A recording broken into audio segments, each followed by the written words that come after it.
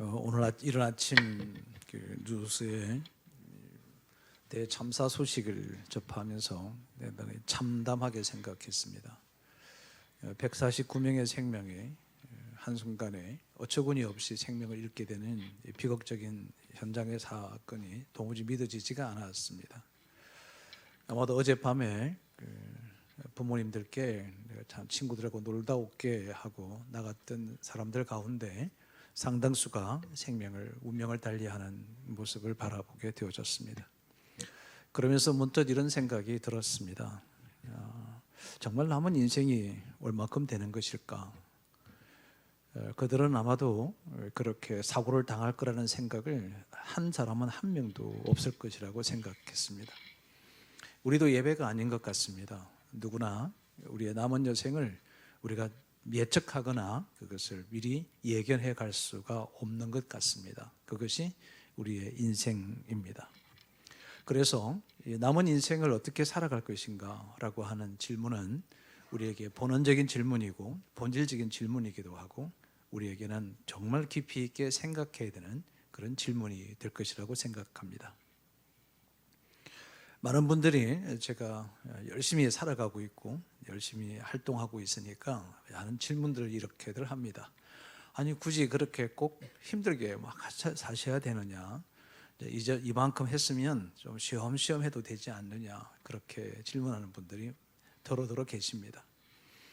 그러면은 제가 문득 제 속으로 생각하는 것이 있습니다. 하나는 내가 주님 앞에 서서 부끄럽지 않게 주님 앞에 서고 싶다라고 하는 그 마음이 제 속에 있고, 또 한 가지는 얼마인지 모르지만 이 인생을 정말 가치 있고 의미 있고 보람되고 후회 없이 인생을 살았으면 좋겠다라고 하는 생각을 가졌습니다. 그래야 내가 주님 앞에 서면 오늘 본문에 있는 것처럼 거룩하고 흠이 없고 책망할 것이 없는 자로 설 수 있지 않을까. 결국은 제가 주님 앞에 서서 내가 주님을 만나게 될 때 흠이 없고 거룩하고 흠이 없고 책망할 것이 없는 자로 세워지는 것 자체가 제게는 마지막 궁극적인 꿈이요, 이것이 소망이고 저의 비전이기도 합니다.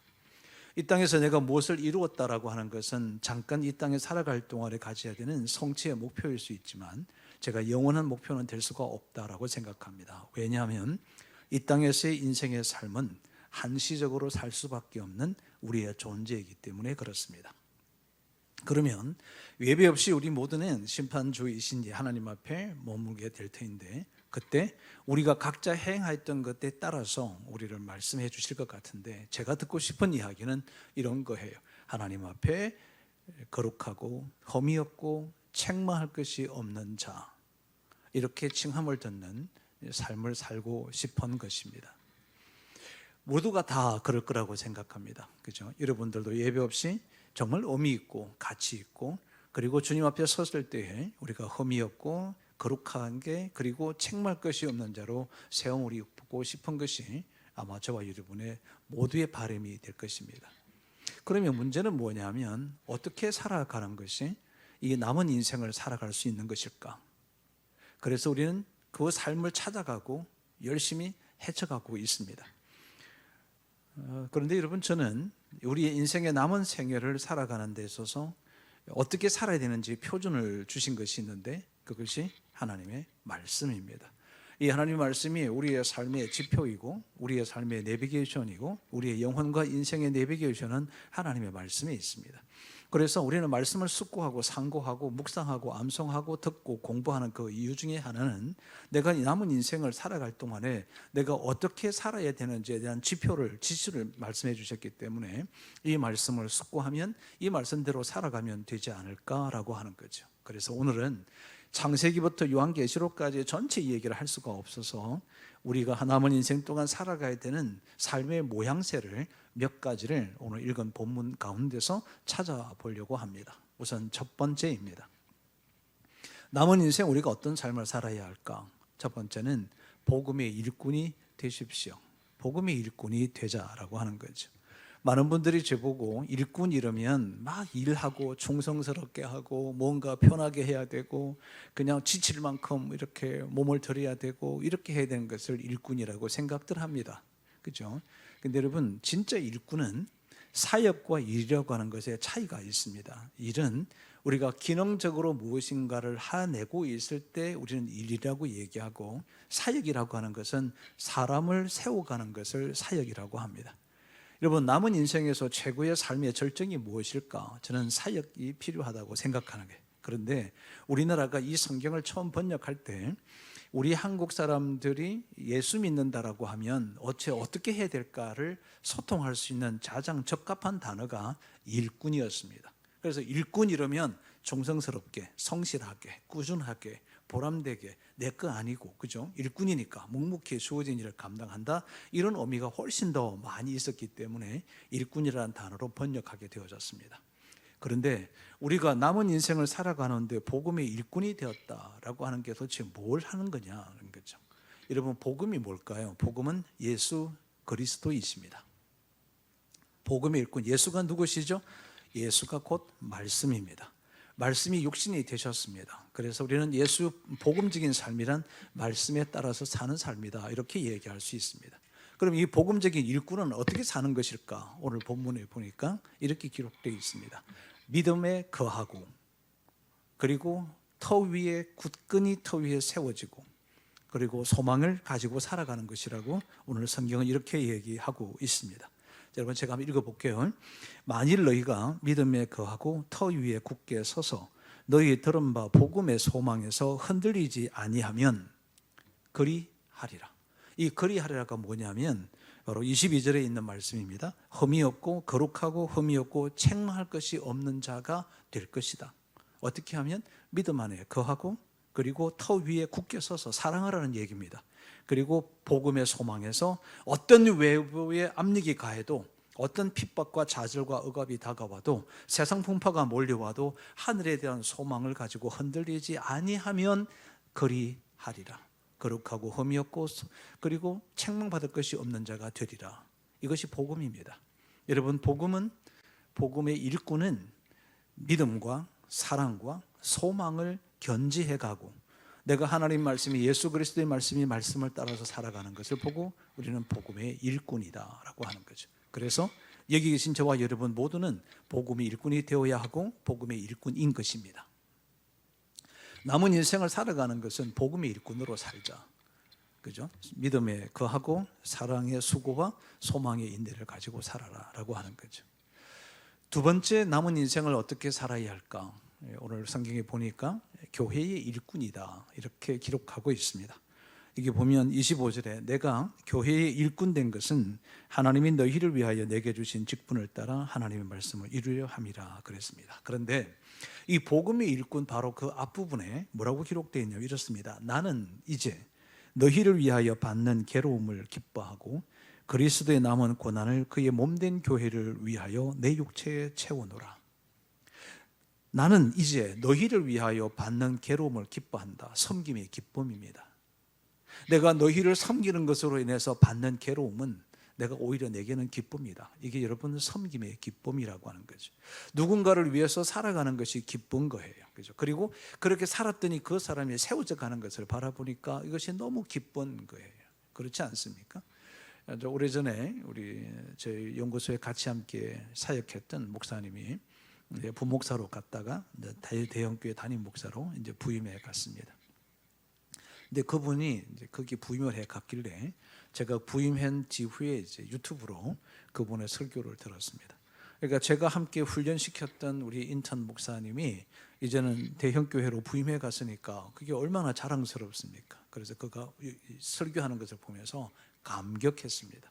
설교 내용은 하나도 안 들리고요. 뭐가 들렸냐면 그렇게 훈련했던 그 우리 목사님이 이제는 어엿하게 중년 목회자가 되어져서 이제 대형교회에 부임해서 거기에 담임 목사님으로 설교하는 그 모습 자체가 제게는 환희였고 기쁨이었고 감동이었습니다. 그것이 내가 너희를 위하여 내가 받는 괴로움이 내게는 기쁨이 되었다라고 하는 거죠. 사랑하는 여러분, 사람을 섬기고 주님을 섬기는 것이 설령 그래서 내게 힘듦과 괴로움이 있는 것이 기쁨이 되는 여러분들의 삶이 되기를 바랍니다. 여러분, 그게 우리가 인생을 의미 있게 살아가는 너무나도 중요한 요소인 것입니다. 나만을 위해서 살아가는 신앙이 아니라 누군가를 위하여 내가 받는 괴로움이 기쁨이 되는 삶, 이것이 진정한 인생의 삶이요, 인생의 가치 있는 삶이 될 것이라는 거죠. 그런데 더 나아가서 바울이 뭐라고 그러냐면 그리스도의 남은 고난을 내 육체에 채운다는 거예요. 그리스도가 남겨준 고난을 내 육체에 채운다라고 하는 거죠. 저는 여러분처럼 평신도로 있다가 집사로 있다가 이제 하나님의 부르심을 입고 목사가 되어졌습니다. 목회를 하니까 제가 열심히 합니다. 지금도 열심히 살고 있고 또 앞으로도 남은 세월 동안 최선을 다해서 살려고 합니다. 내가 목사가 되어지면서 내가 어떻게 목회 일을 해야 될 것인가를 생각할 때 제가 묵상하고 읽었던 본문이 바로 오늘의 본문입니다. 이제 내가 교우들을 위하여, 우리 하나님께서 맡겨주신 교우들을 위하여 받는 괴로움이 내게는 오히려 기쁨이고, 내 남은 그리스도가 남겨줬던 고난을 내 육체에 채우는 것이 내가 마땅히 해야 될 일이라고 생각했습니다. 그렇게 지금까지 살아오고 있습니다. 몇 년 전에 제가 중국 심양에 그 사역을 위해서 가게 출장을 다녀오게 되어졌습니다. 이제 비행기를 탑승을 하는데 한 2시간 30분 정도 소요되는 그 비행기 기간 시간이었습니다. 탑승하면서 그 탑승구 입구에 신문들이 이렇게 나열되어져 있어서 제가 그 매일경제신문과 국민일보 신문 두 개를 찾아서 제 좌석에 앉았습니다. 그리고 좌석 정리를 하고 나서 신문을 딱 펼쳤는데 매일경제신문 일면에, 정문 정일면에 대문짝만큼 크게 난 기사 하나가 있었습니다. 여러분, 경제신문 이러면 우리나라 경제 지표가 어떻게 되고 주식이 어떻게 되고 CEO들이나 이런 분들이 소개할 텐데, 여기 누가 소개가 되었냐면 락가스가, 영국이 낳은 락 뮤직을 하는 가수가 죽었는데 이 사람이 죽은 것이 신문의 대문짝만큼 일면에 전면에다가 난 거예요. 깜짝 놀랐습니다. 어떻게 이 경제신문에 이분이 도대체 어떤 사람인가 하고 딱 열었더니 이분의 그 일면에 다음과 같은 표지가 딱 실려 있었습니다. 그게 이렇게 기록되어져 있었습니다. 당신이 안전한 곳에 있다고 믿는다면 당신은 죽은 것이다. 내가 편안하다, 요즘은 참 편안해, 얼마나 편안하고 좋은지 몰라 라고 하면 살아있는 게 아니라 죽었다는 것입니다. 며칠 전에, 지난주에 우리 대형교회 목사님들 두 분이 저희 연구소를 찾았습니다. 이런저런 이야기하다가 이런 이야기를 제가 하게 되어졌습니다. 목사님, 우리 목회는 나이로는 은퇴 시기가 있지만 목회 자체는 주님이 부르시는 그날까지 하는 겁니다. 목사는 죽는 날 그날이 이제 목회를 마치는 날입니다. 그리고 만약에 목회가 편안하다 하는 것은 제가 생각할 땐 죽은 목회입니다 라고 얘기했습니다. 여러분, 편안하십니까? 죄송한데 죽으신 겁니다. 영혼이 죽었고 내 마음이 죽었고 정신이 죽어 있는 겁니다. 그러면 편안하지 않고 불행하게 살아야 되느냐? 그렇지 않습니다. 불행하라고 얘기하는 것이 아닙니다. 그럼 뭐냐고요? 성경이 이렇게 기록합니다. 내 직분을 따라 하나님의 말씀을 이루려 함이라. 우리에게 주었던 직무와 우리에게 주었던 사명을 내가 감당해내서 하나님의 말씀을 이루어가는 것, 이것을 언제까지 해야 됩니까? 주님 부르시는 그날까지 지속적으로 해가는 것, 이것이 살아있는 자가 해야 될 일입니다. 인생의 남은 인생 어떻게 살 것인가? 편안함을 추구하다 살아가는 인생은 되돌아보았을 때 후회로울 것 같습니다. 그런데 주님이 부르시는 그 순간까지도 내가 하나님을 위하여 삶을 살아가는 그 삶의 모습이야말로 정말 가치 있는 인생이고 의미 있는 인생이라고 저는 믿습니다. 그것이 마땅히 우리 그리스도인들이 해야 되는 삶의 모양이 될 것이라고 생각합니다. 남은 인생, 교회의 일꾼으로 사십시오. 그리스도의 남은 고난을 내 육체에 채움으로 내가 그분의 말씀을 이루어가는, 내 직무와 사명에 따라 그분의 말씀을 이루어가는 자가 되십시오. 저는 목사입니다. 연구소장입니다. 저는 제 직분이 목회하는 일이고 그리고 연구하는 일입니다. 그 일을 성실하게 하려고 합니다. 편안함을 추구하지 않으려고 합니다. 편안함을 거부하려고 합니다. 왜냐하면 나는 살아있고 싶습니다. 살아있는 것으로 주님 앞에 서서 주님에게 이렇게 얘기 듣고 싶습니다. 거룩하고 험히 없고 책망할 것이 없는 자가 된다는 것이죠. 세 번째, 우리는 이 남은 인생을 살아가야 되는 삶의 한 가지가 더 있습니다. 28절에 보면 이렇게 기록합니다. 우리가 그를 전파하여 각 사람을 권하고 모든 지혜로 각 사람을 가르침은 각 사람을 그리스도 안에서 완전한 자로 세우려 함이라. 제게는 영적인 멘토인 목사님이 한 분 계십니다. 지금은 70이 넘으셔서 부산에 살고 계십니다. 지금은 그분과 자주 만나서 제가 멘토링을 받는 것은 아닙니다. 그런데 간간히 전화하고 제가 지방에 부산에 출장 가면 제가 그분을 꼭 뵙고 식사 대접도 해드리고 그럽니다. 왜냐하면 그분이 제 젊은 24살, 25살 때 제 인생의 궤도를 확 바꿔주신 분이셨습니다. 그분과 오랜 시간 동안 교제하고 하면서 이렇게 여러 질문들을 많이 했습니다. 제보고 이렇게 물었습니다. 인생에 가장 의미 있는 일이 뭐라고 생각하세요, 형제님이라고 물었어요. 여러분, 인생에 가장 의미 있는 일이 무엇일까요? 가장 가치 있는 일이 무엇일까요? 여러분, 높은 빌딩을 짓는 거나 성전을 높이 지어서 하나님께 드리는 것이 가치 있는 일일까요? 물론 가치 있습니다. 여러분, 그것보다 더 중요한 가치가 있습니다. 그것은 한 영혼을 주께로 인도하는 것입니다. 한 영혼을 주님 앞에 세우는 것입니다. 예수님께서는 3년 동안의 공생의 할 동안에도 결코 한 사람 한 사람을 결코 놓치지 않으셨습니다. 삭개오의 집에 가서 유하셨고, 마리아에게 찾아가셨고, 마르다에게 찾아가셨습니다. 또는 베드로의 장모에게도 찾아가셨습니다. 제자를 한 사람 한 사람 지나가면서 기억하고 다 보셨습니다. 그리고 수가성의 한 여인에게 다가서셨습니다. 한 여인을 만나기 위해서 가셔야 될 갈릴리로 가셔야 될 길을 멈추고 그가 사마리아 땅으로 가셨습니다. 거기 한 여인을 만나기 위해서 가시던 길을 계획을 멈추고 한 사람에게 집중했습니다. 이것이 한 영혼을 향한 비전입니다. 그래서 성경은 이렇게 기록합니다. 각 사람을 권하고 모든 지혜로 각 사람을 가르쳐서 그 각 사람을 그리스도 안에서 완전한 자로 세워라. 이것이 가장 인생에 의미 있는 일이다. 사랑하는 성도 여러분, 한 사람 한 사람 한 영혼에게 다가서십시오.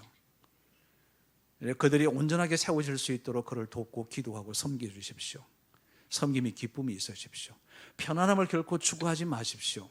나중에 여러분 죽고 나면 편안하게 쉬실 수 있습니다. 그때 왕창 쉬십시오. 살아있는 동안에 우리 인생은 의미 있는 인생이 되어야 합니다. 우리 주변에는 연약한 지체가 많습니다. 나약한 지체도 있습니다. 우리가 버팀목이 되어줘야 될 사람도 있습니다.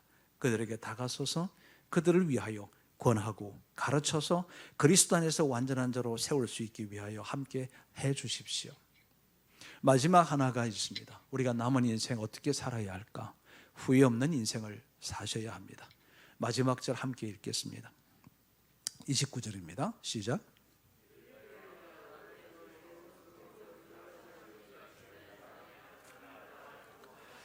힘을 다하여 수고하십시오. 후회 없이 살아가십시오.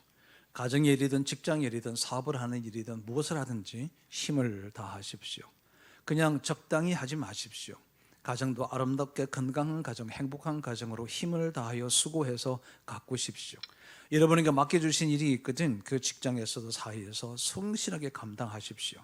그리고 힘을 다하여 수고하십시오. 저도 이런 마음으로 살아가려고 합니다. 그런데 여러분, 우리 인간은 연약합니다. 저도 지능도 적고 지식도 부족하고 알고 있는 것도 연약하고 이렇게 많은 실패도 경험하고 대학 갈 때도 떨어져 보기도 했고 고시 공부에서 떨어져 보기도 했고 많은 실패를 경험해서 살아왔습니다. 제 힘으로서는 한국교회를 세울 수도 없고 한국교회에서 무언가 할 수 없다고 저는 생각합니다. 그럼 어떻게 하냐고요?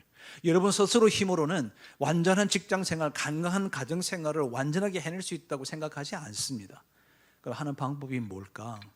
성경에 답이 있습니다. 성경은 이렇게 얘기합니다. 이를 위하여 내 속에 능력으로 역사하시는 이의 역사를 따라 힘을 다하여 수고하노라. 성령의 힘으로 하라는 것입니다. 내 힘으로 하라는 게 아닙니다. 내 힘으로 쥐어짜고 억지로 하라는 게 아닙니다. 내 속에 능력으로 역사하시는 이의 역사를 따라 힘을 다하여 수고해서 후회 없는 인생을 살라는 것입니다. 저는 37에 담임이 되었습니다. 그리고 3년 뒤에 교회를 430석 교회 건축을 했습니다. 저희 교회 건축할 때 저희 교회가 아파트 단지 입구에 이렇게 딱 있어서 이사 오시는 분들이 다 저희 교회 앞을 거쳐가야 되니까 이렇게 더러더러 이렇게 오셔서 교회가 재밌게 목회를 하고 있었습니다. 근데 마침 이제 그 이사 오신 분 중에 저하고 나이가 동갑인 집사님이 이제 계셨습니다. 그 집사님이 어머니가 일찍 돌아가셨고 아버님 혼자 계셨는데 충주에 있는 종합교회 교장 선생님으로 은퇴하셨다가 지병이 생겨져서 이제 시한부 인생을 살게 되어졌는데, 마땅히 그 당시는 지금처럼 요양병원, 요양원들이 없었을 시점이라 이분 우리 집사님 집에 모시게 되면서 저희 교회를 나오셨습니다. 이 집사님, 이 장로님은 제게는 아빠입니다. 여러분, 남자에게 아빠와 아버지는 차이가 뭡니다. 그죠? 저는 이때까지 그분에게 저희는 아버님이라고 불렀지 아버지라고 불러본 아버님이라고 불렀지 제가 아버지, 아빠라는 말을 전 이때까지 한 번도 써본 적이 없는데 그 장로님은 제게 아빠와 같은 존재였습니다. 그만큼 따뜻했고 온화하셨고 정말 인격적이었고 제가 존경하는 한 분이었습니다. 저는 제게는 아버지였습니다.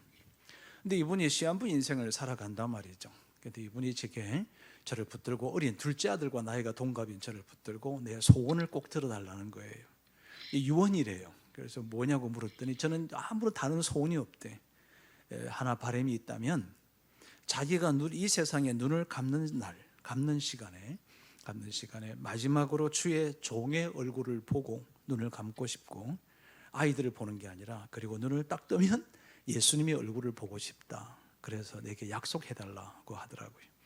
그래서 저는 너무 특이한 유언을 부탁을 해서 그러면 알겠습니다, 해드릴게요, 이런 식으로 제가 대했는데 이분에게는 굉장히 진지했던 거였습니다. 계속 확인하시더라고요. 하겠습니다. 이제 저도 진지해진 거죠. 그런데 이분이 왜 그걸 자꾸 확인했냐면은 제가 그 당시에 젊은 나이에 교회를 세우고 교회 개척을 하고 교회가 성장해 가니까 바빴습니다. 막 여기저기 갈 때도 많아지고 막 그러더라고요. 그러다 보니까 이분이 불안하신 거예요. 돌아가실 때 제가 못 볼 거, 자기 그 약속을 못 지켜줄 것 같으니까 자꾸 곱씹으시는 거예요. 그러고 이제 한참 몇 개월이 지난 어느 날 새벽 2시에 저희 사택으로 전화가 왔습니다. 그때는 휴대폰이 없을 때입니다. 전화가 와서 받았는데, 여러분 그 당시에 목회자의 집에 전화를 하는 사람은 두 부류죠. 하나는 제정신 아닌 사람, 그리고 두 번째는 긴급한 사람인데 제가 받으니까 그 집사님의 목소리였습니다. 적극적으로 비상연락망을 통해서 우리 중보기도 팀과 함께 그 장로님의 집으로 쫓아갔습니다. 근데 가서 다리를 만져보니까 차가워지기 시작했고 이제 막 숨을 가파르게 쉬고 계셔서 임종이 임박한 것을 알게 되어져서 제가 얼른 가서 예배 드리기 전에 장로님하고 막 흔들었어요. 저 왔습니다. 저 왔다고 얘기를 해야 약속이니까 지키려고 했는데 뭐 도무지 꼼짝 안 하시더라고요. 그래도 계속 저는 일어나시라고 눈을 떠라고 자꾸 얘기했는데도 1시간이 지났는데 꼼짝도 안 하시길래 우리 큰아들이 미국에서 이제 오셔가지고 이제 예배를 좀 임종 예배를 드렸으면 좋겠다 그럽디다. 그래서 저는 하고 싶지 않았어요. 약속을 지키고 저는 그분의 눈을 봐야 되겠는데 눈을 안 뜨시니까, 그런데 기다리다가 안 되니까 제가 3시경에 임종 예배를 드렸습니다. 그리고는 정말 간절하게 우리 장로님의 어깨에 손을 얹고 제가 축복 기도했어요. 무슨 기도했냐면, 하나님, 나 약속 지키러 왔는데 우리 장로님 눈 한번 뜨게 해달라고, 이 약속 지킬 이 유언을 꼭 좀 해드리고 싶다고 그랬어요. 그런데 아무리 기도해도 응답이 안 일어나요. 한 30분이나 지났을까요? 한 4시 가까이 되었는데 갑자기 이분이 뭐 가파른 호흡이라 그러나요? 한숨을 몰아쉬시면서 눈을 뜨더니 눈을 탁 뜨셨어요. 저 너무 놀랐어요. 왜냐하면 죽은 사람이 부활하는 것 같았어요. 그래서 저는 제 기도빨이 굉장히 센 줄 알았습니다. 눈을 팍 뜨길래 얼른 가서 장로님 제가 왔어요 하고 이제 그분의 면상에 가서 제가 눈을 마주쳤습니다. 근데 그 눈망울에서 제가 잊을 수가 없는 거예요. 지금도 선해요. 그래서 장로님, 그런데 그 장로님을 제가 그렇게 보내드릴 수가 없었어요. 제게는 아빠였다니까요. 아버지였고 아빠였고, 제가 아마 가장 의지했던 사람 중에 한 분이셨기 때문에 참아 놓을 수가 없었어요. 그래서 장로님 제가 왔어요. 이렇게 했더니 장로님 한마디는 좀 하고 가세요. 내가 목소리 듣고 싶다고. 제가 이렇게 얘기해요. 장로님하고 정색하지 않고요. 장로님 한마디 하셔야죠. 한마디 하고 가시라고. 그냥 가지 말라고. 왜냐하면 그분의 목소리를 꼭 들어야 되겠는 거예요. 그래서 막 했어요. 그러더니 여러분 이분이 숨을 꽉 몰아쉬시더라고요. 몰아쉬더니 그러니까 모든 우리 그 중보기도 팀하고 그 자식들 손주들이 다 있는 데에서 이분이 몰아쉬면서 이렇게 얘기합니다. 얘들아 나처럼 살아다오. 저는 이 말이요, 그분의 마지막 그 남긴 말을 정말 잊을 수가 없습니다. 그래서 운명하셨습니다. 그리고 우리 자식들이 다 있길래 제가 이랬습니다. 미안한데 내가 상주하겠다고. 우리 장로님이고 내가 이 담임 목사니까 내가 상주하겠다고. 그래서 자청했습니다. 상주 완장차고, 그리고 장의사를 불러서 당신 염하지 말고 내가 염을 하겠으니까 옆에서 가르쳐 달라고. 그래서 제가 그분을 제 지금까지 목사인데 장례식을 수도 없이 치렀는데 염은 그때 처음 하고 지금까지 한 번도 안 했습니다. 제가 유일하게 직접 염을 한 분이 그분입니다. 그래서 제가 염을 다 하고 사흘 동안 장례식을 다 치르고 충주에 선산으로 제가 모시고 갔습니다. 가서는 하간 예배를 드리고 다 가게 했습니다. 자식들도 다 가고. 2월 중순이었거든요. 굉장히 차가웠습니다.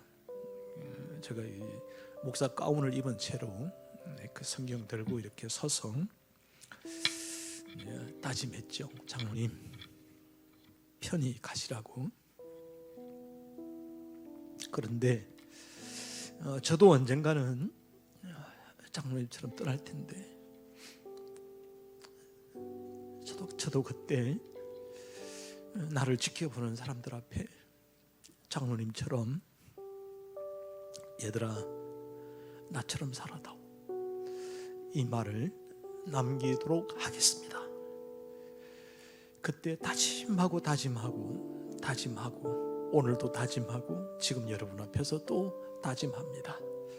여러분 남은 인생 아무도 장담할 수 없습니다. 1시간이 됐든 하루가 됐든 남은 인생 동안 후회 없이 사십시오. 복음으로 복음의 일꾼이 되십시오.